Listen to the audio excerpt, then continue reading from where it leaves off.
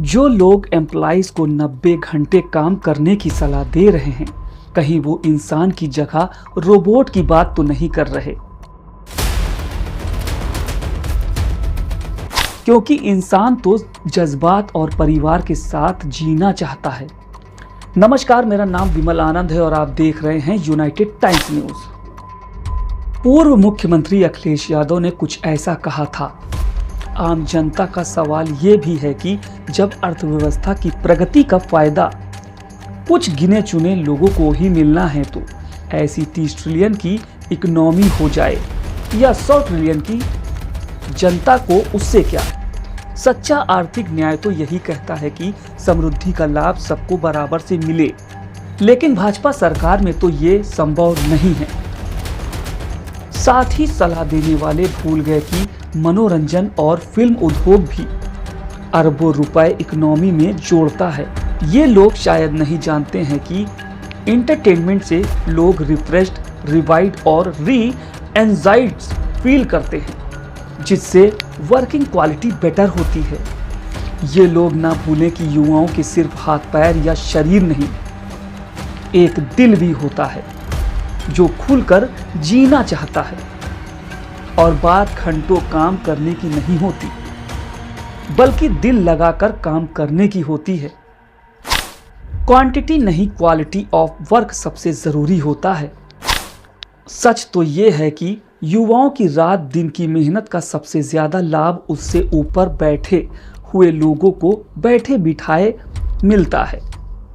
इसलिए ऐसे कुछ लोग 90 घंटे काम करने जैसी इनप्रैक्टिकल सलाह देते हैं। आज जो लोग युवाओं को ये सलाह दे रहे हैं, वो दिल पर हाथ रखकर बताएं। वर्क एंड लाइफ का बैलेंस ही मानसिक रूप से एक ऐसा स्वस्थ वातावरण बना सकता है जहां युवा क्रिएटिव और प्रोएक्टिव होकर सही मायने में देश और दुनिया को और बेहतर बना सकते हैं। अगर भाजपाई भ्रष्टाचार ही आधा भी कम हो जाए तो अर्थव्यवस्था अपने आप दुगनी हो जाएगी। जिसकी नाव में छेद हो उसकी तैरने की सलाह का कोई मतलब नहीं है।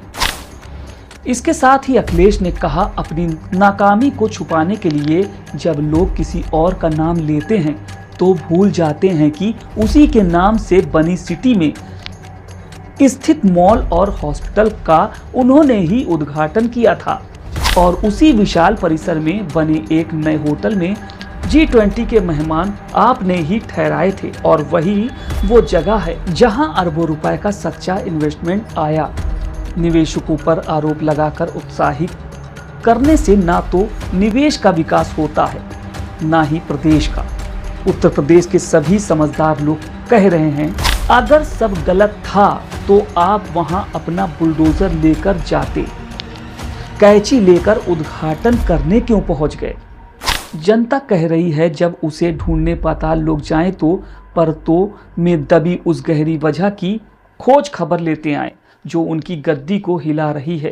उनके सत्ता से बेदखल होने की जो चर्चाएं हर तरफ फैली हैं, ये उसी की खींच है।